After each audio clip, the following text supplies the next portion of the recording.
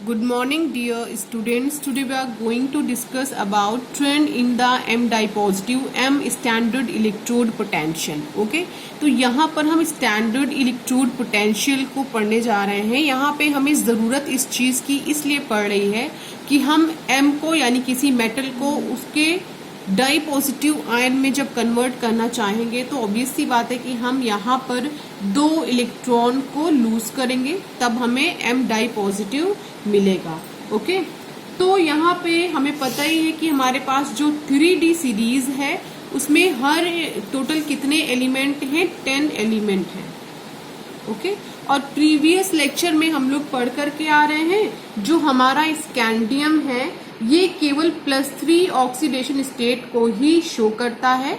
ये scandium +2 oxidation state को show नहीं करता। इसको हम प्रीवियस वीडियो में डिस्कस करके आए हैं कि क्यों नहीं करता। ओके, नेक्स्ट हम आ रहे हैं बाकी सारे एलिमेंट को लेकर बात करते हैं। अगर हमारे पास टाइटेनियम है तो टाइटेनियम +2 ऑक्सीडेशन स्टेट लेता है, वेनेडियम भी लेगा, क्रोमियम भी लेगा, मैग्नीज भी लेगा, आयरन भी लेता है, कोबाल्ट भी लेता है, निकल भी लेता है। ओके, इसके बाद Cu डाई पॉजिटिव में होता है और Zn di positive oxidation state को अटेन करता है बहुत इजीली। ओके, इन एलिमेंट की जो 2 इलेक्ट्रॉन लूज करने के बाद जो +2 ऑक्सीडेशन स्टेट ये ले रहे हैं या ये आने की टेंडेंसी, यानी इन सारे एलिमेंट्स के 2 इलेक्ट्रॉन को लूज करके +2 ऑक्सीडेशन स्टेट को शो करने की टेंडेंसी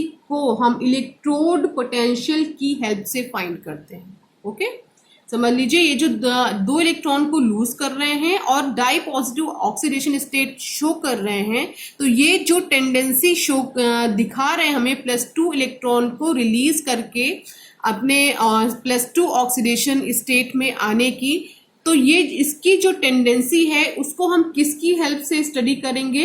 इलेक्ट्रोड पोटेंशियल की हेल्प से। यानी कि हमारे पास कोई एलिमेंट M है, वो एलिमेंट 2 इलेक्ट्रॉन को रिलीज करके M डाई पॉजिटिव में कन्वर्ट हो रहा है, तो कौन सा एलिमेंट जल्दी कन्वर्ट होगा, कौन सा एलिमेंट ये काम करने में थोड़ा टाइम लेगा, ये हम कनेक्ट करके पढ़ेंगे E0 पोटेंशियल से। E0 पोटेंशियल की हेल्प से हमें ये समझ में आएगा कि कौन इजिली M डाई पॉजिटिव देगा, कौन इजिली M डाई पॉजिटिव नहीं देगा। ओके, चलिए तो एक कॉन्सेप्ट पर हम आ जाते हैं। अगर किसी भी एलिमेंट का E0 यानी स्टैंडर्ड इलेक्ट्रोड पोटेंशियल लिख दे रही हूं M, अगर नेगेटिव है, कैसा है? मोर नेगेटिव है, मोर मतलब ज्यादा नेगेटिव है, तो उस पर्टिकुलर एलिमेंट की टेंडेंसी M से M डाई पॉजिटिव में कन्वर्ट होने की वो भी ज्यादा होगी।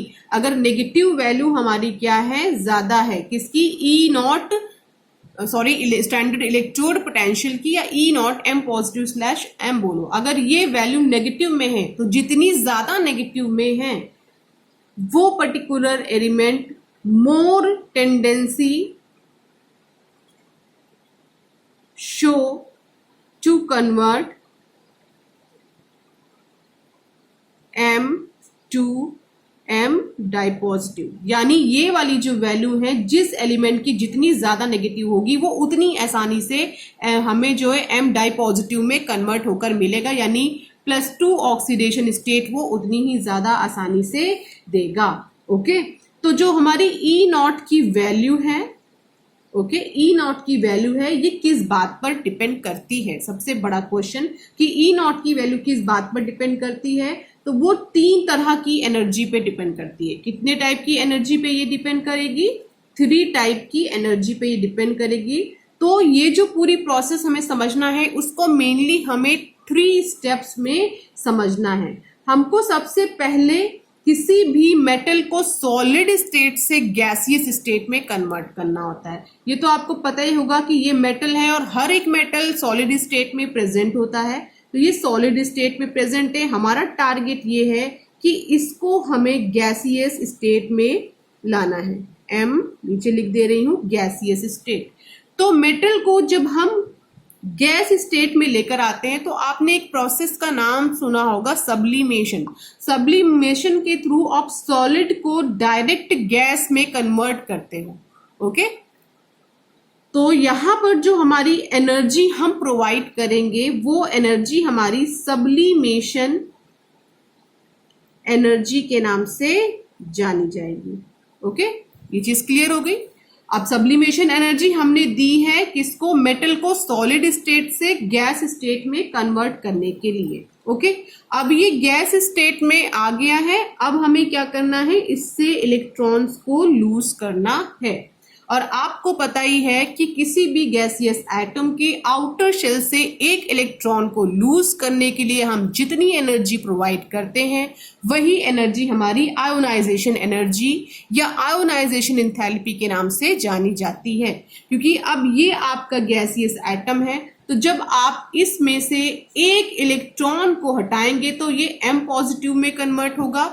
तो यहाँ पे आपका होगा आयोनाइजेशन एनर्जी फर्स्ट, उसके बाद लेकिन आपको यहाँ पे क्या करना है, +2 ऑक्सीडेशन स्टेट लानी है। तो आप जब M से प्लस से दूसरा इलेक्ट्रॉन हटाएंगे तो आपको क्या मिलेगा, M डाई पॉजिटिव। तो यहाँ पर आपको आयोनाइजेशन एनर्जी फर्स्ट और आयोनाइजेशन एनर्जी 2 दोनों को प्रोवाइड करना पड़ेगा। मैं लिख दे रही हूं, IE फर्स्ट एंड IE2, दो आयोनाइजेशन एनर्जी यहाँ पे लगेंगी कंबाइन होकर के, तब आपको मिलेगा M डाई पॉजिटिव। ओके, ये जो M डाई पॉजिटिव है ये अभी भी गैसियस स्टेट में प्रेजेंट है। ओके, अभी भी हमारा काम नहीं बना, ये गैसियस स्टेट में प्रेजेंट है और M डाई पॉजिटिव को हमें कन्वर्ट करना है एक्वस मीडियम में, यानी लिक्विड स्टेट में। तो M हमारा क्या होगा, एक्वस मीडियम में M डाई पॉजिटिव आएगा। तो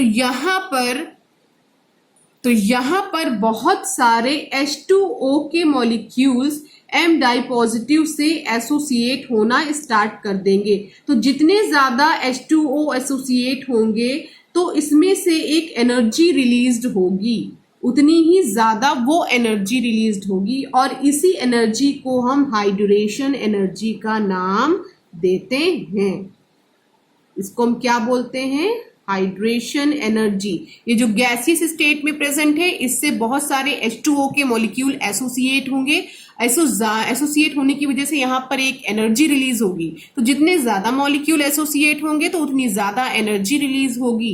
तो इसी एनर्जी को हम हाइड्रेशन एनर्जी या बहुत सारे लोग इसको सॉल्वेशन एनर्जी के नाम से भी जानते हैं। ओके, तो ये वाली एनर्जी जो है सब्लिमेशन एनर्जी और आयोनाइजेशन एनर्जी, ये दोनों एनर्जी आपने दी है। ओके, सिस्टम को ये दोनों एनर्जी आपने दी है, लेकिन हाइड्रेशन एनर्जी ऐसी एनर्जी है जो अपने आप रिलीज हुई है। ओके, ये चीज ध्यान रखिएगा, ये दो एनर्जी आपने प्रोवाइड करी है और हाइड्रेशन एनर्जी यहाँ पर रिलीज हुई है। ओके, तो हमें ये समझ में आ रहा है कि ये दोनों एनर्जी प्रोवाइड करी है हमने और हाइड्रेशन एनर्जी हमारी रिलीज हुई है, तब कहीं जा करके M किस में कन्वर्ट हो पाया है, M डाई पॉजिटिव में। तो ये पूरा 3 स्टेप में काम हुआ है। ओके, तो अब आप एक चीज समझिए, अगर हमें ये दोनों एनर्जी ज्यादा देनी पड़ी as compare to hydration energy, तो ये जो कन्वर्जन है M का M डाई पॉजिटिव में, ये कन्वर्जन बहुत मुश्किल होगा। अपने माइंड में चीज बैठा लीजिए कि हमें जो आयोनाइजेशन एनर्जी है, अगर ये एनर्जी ज्यादा सप्लाई करनी पड़ गई, यानी ज्यादा देना पड़ गया और हाइड्रेशन एनर्जी हमारी कम रिलीज हुई as compare to hydration energy, तो M का M डाई पॉजिटिव में कन्वर्ट होना बहुत मुश्किल होगा। लेकिन अगर ये दोनों एनर्जी कम है as compare to hydration energy, hydration energy जो हमारी रिलीज होने वाली एनर्जी है वो ज्यादा है और जो हम प्रोवाइड कर रहे हैं वो एनर्जी हमारी कम है, तो इसका मतलब क्या है कि M डाई पॉजिटिव में बहुत इजीली कन्वर्ट हो जाएगा। ओके, तो ओवरऑल हमें ये समझ में आया कि जो हाइड्रेशन एनर्जी है वो इतनी ज्यादा है, हो कि वो बाकी दोनों एनर्जियों को कॉम्पनसेट कर दे तो एम डाई पॉजिटिव हमें बड़ी आसानी से मिलेगा। It means higher the hydration energy compare to ionization energy more easily convert metal into M dipositive and that is oxidation।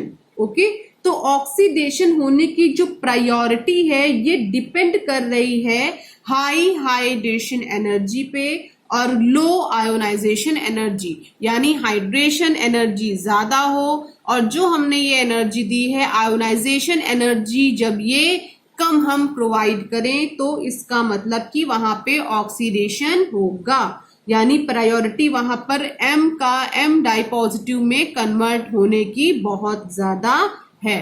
Okay, now we see the graph between the E naught potential with different elements। Okay, हमें graph देखना है तो इस graph में आपको एक चीज बहुत साफ साफ दिख रही होगी कि यहाँ Mn पे आकर के ये ग्राफ सडनली डिप कर गया है, देन कोबाल्ट पे डिप कर गया है एंड जिंक पे डिप कर गया है। ओके, तो देखिए ये वैल्यूज किस में चल रही हैं, माइनस में चल रही हैं, फिर जीरो को क्रॉस करने के बाद ये प्लस में चलने लग जाएंगी। ठीक है, तो अभी अभी मैंने आपको एक रिलेशनशिप बताया है कि जब ई नॉट की वैल्यू जितनी ज्यादा नेगेटिव होगी वो पर्टिकुलर जो एलिमेंट है वो उतनी ही आसानी से +2 ऑक्सीडेशन स्टेट हमें देगा। तो जो जितना नीचे डिप करेगा वो उतनी आसानी से हमें +2 ऑक्सीडेशन स्टेट देगा। ओके, तो यहाँ पे Mn है, कोबाल्ट है, जिंक है, ये तीनों नीचे की तरफ डिप किए हैं, इसका मतलब ये बहुत आसानी से +2 ऑक्सीडेशन स्टेट हमें देंगे।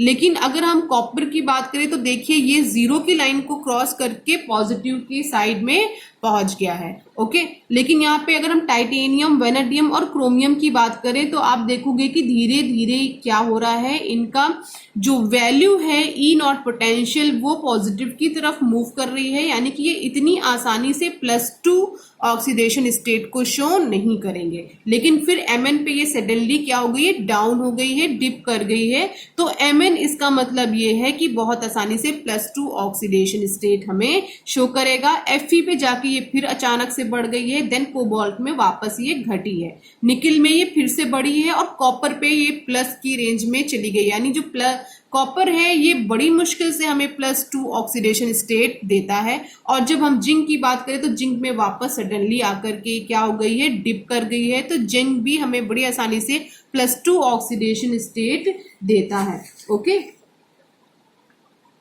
तो बच्चों अभी मैंने आपको बताया कि मैग्नीज यानी Mn बहुत ही फास्टली वो Mn डाई पॉजिटिव में कन्वर्ट होता है, बहुत फास्ट कन्वर्ट होता है। ये आपने अभी ग्राफ में भी देखा, तो हमें जानना होगा कि ऐसा क्यों होता है, ये इतनी फास्ट Mn डाई पॉजिटिव में कन्वर्ट क्यों होता है। ठीक है, तो आपको पता है नॉर्मल वे में जो हमारा Mn होता है इसका इलेक्ट्रॉनिक कॉन्फ़िगरेशन होता है 4s2 3d5। ओके, ये इसका इलेक्ट्रॉनिक कॉन्फ़िगरेशन है, यानी कि यहाँ पे आप Mn लिखिए, यहाँ पे आप Mn डाई पॉजिटिव लिखिए, यहाँ पे कॉन्फ़िगरेशन है 4s2 3d5। ओके, और यहाँ पर 2 इलेक्ट्रॉन चले जाने के बाद यहाँ पे क्या हुआ है, 2 इलेक्ट्रॉन्स रिमूव हुए हैं, तब हमें Mn डाई पॉजिटिव मिला है। और यहाँ पर कॉन्फ़िगरेशन हम देखें तो 4s0 3d5 कॉन्फ़िगरेशन है। और आपको पता है हाफ फिल ये भी है, हाफ फिल ये भी है, लेकिन 4s यहाँ पे क्या है, वैकेंट है ही नहीं। ठीक है, तो ये क्या है, मोर स्टेबल है, more stable as compare to Mn। क्यों स्टेबल है, क्योंकि इसका जो 3d5 है ये क्या है, हाफ फिल है और 4s में एक भी इलेक्ट्रॉन नहीं है। ओके, जिस वजह से ये ज्यादा स्टेबल है और ये वाला कॉन्फ़िगरेशन Mn डाई पॉजिटिव बहुत इजीली देता है, यानी बहुत इजीली वो 2 इलेक्ट्रॉन को लूज करके डाई पॉजिटिव में कन्वर्ट होना चाहता है। ओके, अगर हम जिंक की बात करें तो जिंक भी 2 इलेक्ट्रॉन को लूज करके Zn डाई पॉजिटिव में बहुत आसानी से कन्वर्ट होना चाहता है।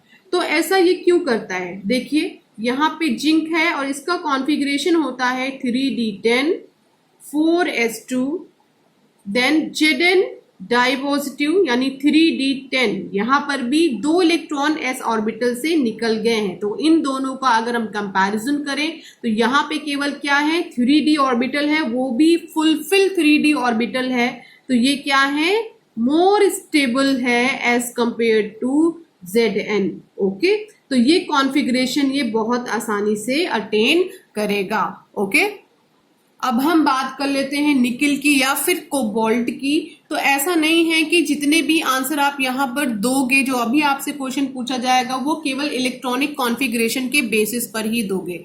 यहाँ पर आंसर आपको करना है तो 2-3 चीजें आपको पता होनी चाहिए। एक तो इलेक्ट्रॉनिक कॉन्फ़िगरेशन बहुत अच्छे से आपको पता होना चाहिए। दूसरी एक इम्पॉर्टेंट चीज है वो ये है कि आपको हाइड्रेशन एनर्जी के बारे में ठीक से पता होना चाहिए। तो यहाँ पे क्वेश्चन अराइज होगा कोबाल्ट के लिए, तो आप ये देखिएगा जो कोबाल्ट है उसकी हाइड्रेशन एनर्जी काफी ज्यादा है as compare to IP, ionization potential या आयोनाइजेशन एनर्जी से ज्यादा इसकी हाइड्रेशन एनर्जी है। इस वजह से ये बहुत ज्यादा आसानी से, ये एक एबनॉर्मेलिटी है यहाँ पर, लेकिन जो है वो आपको पढ़ना ही है। ठीक है, तो एबनॉर्मल हाई हाइड्रेशन एनर्जी होने की वजह से ये बहुत आसानी से +2 ऑक्सीडेशन स्टेट शो करता है। Okay, now our next topic is trend in the M tripositive to M dipositive standard electrode potential। Okay, ये नेक्स्ट पॉइंट है और हमें हमारा इस पर्टिकुलर टॉपिक के साथ इसको पढ़ना बहुत जरूरी है। ओके, तभी दोनों टॉपिक हमें एक साथ क्लियर हो जाएंगे। तो बच्चों, इससे पहले हम क्या पढ़ रहे थे, हम 2 इलेक्ट्रॉन को क्या कर रहे हैं, लूज कर रहे हैं। ओके, 2 इलेक्ट्रॉन लूज हो रहे हैं, लेकिन यहाँ के केस में ऐसा नहीं होने वाला है। यहाँ पर बच्चों होने क्या वाला है, जो हमारा मेटल है वो ट्राई पॉजिटिव से मेटल अपनी डाई पॉजिटिव में कन्वर्ट होने वाला है। इसका मतलब ये एक इलेक्ट्रॉन को यहाँ पे गेन करने वाला है, तभी वो डाई पॉजिटिव ऑक्सीडेशन स्टेट आपको देगा। ओके, तो अब हम क्या करते हैं, धीरे धीरे 1 बाय 1 जितने भी एलिमेंट है सबको समझने की कोशिश करते हैं। ओके, तो चलिए, अगर एक और कॉन्सेप्ट अपने माइंड में बना लीजिए, यहां पर हम बात करेंगे रिडक्शन पोटेंशियल की। ओके, अगर रिडक्शन पोटेंशियल आपका एक पॉजिटिव वैल्यू है, ओके, रिडक्शन पोटेंशियल अगर आपकी पॉजिटिव वैल्यू है तो M tri positive M di positive में बहुत इजीली कन्वर्ट होगा। ओके, अगर यहाँ पे रिडक्शन पोटेंशियल कैसा है, पॉजिटिव वैल्यू है। ओके, तो अब हम पहले एलिमेंट को लेकर के चलते हैं। फर्स्ट एलिमेंट है हमारा scandium tri positive to scandium di positive. Okay, तो अब सबसे पहले हम बात करते हैं स्कैंडियम की बच्चों। तो स्कैंडियम में जो इसकी वैल्यू होती है रिडक्शन पोटेंशियल की, वो काफी लो होती है, लो वैल्यू होती है। ओके, तो लो वैल्यू होने का एक्चुअली रीजन क्या है, तो आपको इसको वापस पढ़ना पड़ेगा इसके कॉन्फ़िगरेशन के अकॉर्डिंग। तो स्कैंडियम का नॉर्मल कॉन्फ़िगरेशन क्या होता है, 3d1 4s2, लेकिन scandium tri positive and scandium di positive इसका कॉन्फ़िगरेशन क्या होता है, तो स्कैंडियम ट्राई पॉजिटिव का कॉन्फ़िगरेशन होता है 3d0 एंड डाई पॉजिटिव का होता है 3d1। ओके, तो बच्चों ये जो 3d0 है वो एज कंपेयर टू 3d1 ये आपका क्या है, स्टेबल कॉन्फ़िगरेशन है। ओके, ये कैसा कॉन्फ़िगरेशन है, स्टेबल कॉन्फ़िगरेशन है। ओके, और ये आपकी अनस्टेबल कॉन्फ़िगरेशन है। अगर आप क्या कर रहे हो, स्टेबल को अनस्टेबल में कन्वर्ट करना चाह रहे हो, यानी कि ये तो आपका क्या है, ट्राई पॉजिटिव स्टेबल है, आप इसको अनस्टेबल में कन्वर्ट करना चाह रहे हो, यानी स्कैंडियम ट्राई पॉजिटिव को स्कैंडियम डाई पॉजिटिव में कन्वर्ट करना चाह रहे हो। ठीक है, इसमें कन्वर्ट करना चाह रहा है, स्कैंडियम डाई पॉजिटिव में एक इलेक्ट्रॉन को ऐड करके। तो ये करना आपके लिए काफी ज्यादा मुश्किल होगा। तो यहाँ पर जो वैल्यू आपको मिलेगी रिडक्शन की वो काफी लो वैल्यू मिलेगी। ओके, यानी कि आप इसको मूव कहां से कहां करा रहे हो, मूव करा रहे हो स्टेबल से अनस्टेबल की तरफ, तो वैल्यू ऑब्वियस सी बात है यहाँ पे हमें लो ही मिलेगी। ओके, अब हम बात करते हैं नेक्स्ट एलिमेंट की। तो नेक्स्ट एलिमेंट में हम लेते हैं वैनडियम को। वैनडियम को +3 से प्लस डाई पॉजिटिव की तरफ मूव करोगे तो जो आपको वैल्यू मिलेगी वो मिलेगी 0.26 वोल्ट। ओके, और ये वैल्यू भी काफी लो वैल्यू है। ओके, मैंने आपको क्या बताया, पॉजिटिव में होना चाहिए। पॉजिटिव में होगा तो बहुत इजीली ट्राई क्या बनाएगा, डाई बनाएगा, लेकिन अगर नेगेटिव में है तो ये काम इजीली नहीं होगा। अब क्यों नहीं होगा, इसको भी हम इलेक्ट्रॉनिक कॉन्फ़िगरेशन के थ्रू ही समझेंगे। ओके, तो हमारे पास क्या है, V ट्राई पॉजिटिव है, हम एक इलेक्ट्रॉन इसको प्रोवाइड कर रहे हैं और B डाई पॉजिटिव में इसको कन्वर्ट कर रहे हैं। ओके, तो हमें पता है वैनेडियम का नॉर्मल, अगर वैनेडियम है हमारे पास तो इसका कॉन्फ़िगरेशन एक्चुअली क्या होता है, इसका कॉन्फ़िगरेशन होता है 3d3 4s2। ओके, अब वैनेडियम ट्राई पॉजिटिव से आप हटा दीजिए इलेक्ट्रॉन और वैनेडियम डाई पॉजिटिव से भी आप इलेक्ट्रॉन हटा दीजिए, तो इसका जो लास्ट आप देखोगे 3d3, ये क्या हो जाएगा 3d, ये क्या हो जाएगा 3d2। ओके, ये हो जाएगा 3d3। ओके, तो ये जो आपका कॉन्फ़िगरेशन है 3d2 ये अनस्टेबल कॉन्फ़िगरेशन है। ओके, लेकिन जो आपका 3d3 है ये स्टेबल कॉन्फ़िगरेशन है, स्टेबल कॉन्फ़िगरेशन। आपको लग रहा होगा कि मैम ऐसा क्यों कह रही हैं, तो आप जब अपना नेक्स्ट चैप्टर आप पढ़ोगे कोऑर्डिनेशन कंपाउंड तो ये चीज आपको उसमें ज्यादा समझ में आएगी, लेकिन फिलहाल आप एक चीज देख लीजिए। आपको पता है कि जो आपका d ऑर्बिटल होता है, ठीक है, ये क्या होता है dxy, dyz, dzx, dx square y square and last is dz square, ये ऑर्बिटल होता है। और स्टेबल कॉन्फ़िगरेशन में देखिए d में कितने फिल हैं, 1 2 3 इलेक्ट्रॉन्स फिल हैं और 3 के तीनों ही अनपेयर हैं यहाँ पर। ठीक है, तो यहाँ पर होता क्या है कि ये स्प्लिट कर जाता है 2 सेट में। ओके, पहला सेट आपका कहलाता है Eg, जिसमें मूव करते हैं 2 ऑर्बिटल्स।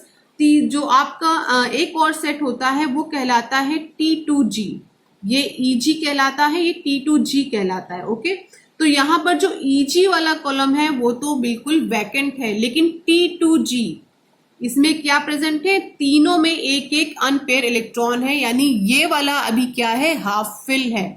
ये क्या है, हाफ फिल है। ओके, तो हाफ फिल होने की वजह से ये कैसा है, स्टेबिलिटी शो करता है। क्या शो करता है, स्टेबिलिटी। तो as compare to 3d2 3d3 ज्यादा स्टेबल होता है। और आप कर क्या रहे हो, अनस्टेबल को कहां पे लेके जा रहे हो, स्टेबल की तरफ लेकर जा रहे हो। तो इसका रिडक्शन पोटेंशियल हमें किस में मिलेगा, माइनस में मिलेगा। अब हम अपना नेक्स्ट एलिमेंट देखते हैं, chromium tri positive to chromium di positive. Okay, तो यहाँ पर जो आपका रिडक्शन पोटेंशियल का वैल्यू है 0.41 वोल्ट होता है, ये भी क्या है, नेगेटिव में है। ओके, तो यहाँ पर जो Cr ट्राई पॉजिटिव है आपका, ओके, और Cr डाई पॉजिटिव है में आप कन्वर्जन करवा रहे हो, तो यहाँ पर जो कॉन्फ़िगरेशन है वो क्या है, 3d3 है एंड यहाँ पर कॉन्फ़िगरेशन 3d4 है। तो अगर आप देखो तो यहाँ पे 3d3 क्या था, स्टेबल था, तो ये भी स्टेबल कॉन्फ़िगरेशन है। ये क्यों स्टेबल था, क्योंकि ये अभी आपको मैं आगे पढ़ाऊंगी नेक्स्ट चैप्टर में इसको एक्सप्लेन करके।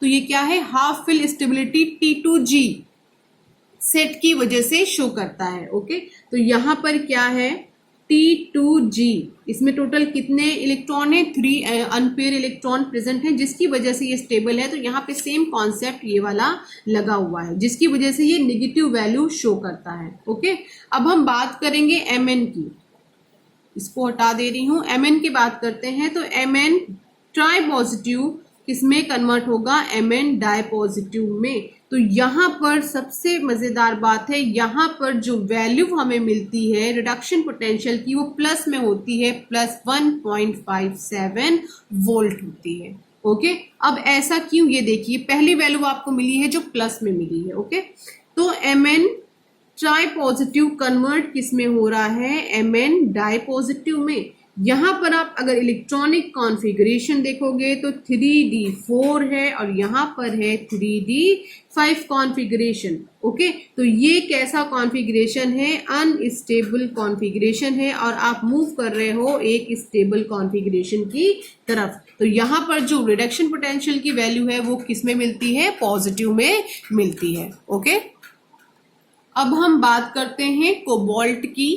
कोबाल्ट +3 टू कोबाल्ट +2 में कैसे कन्वर्ट होगा। सबसे पहले तो हम कोबाल्ट की बात करते हैं, तो इनके इलेक्ट्रॉनिक कॉन्फ़िगरेशन की तरफ जाते हैं।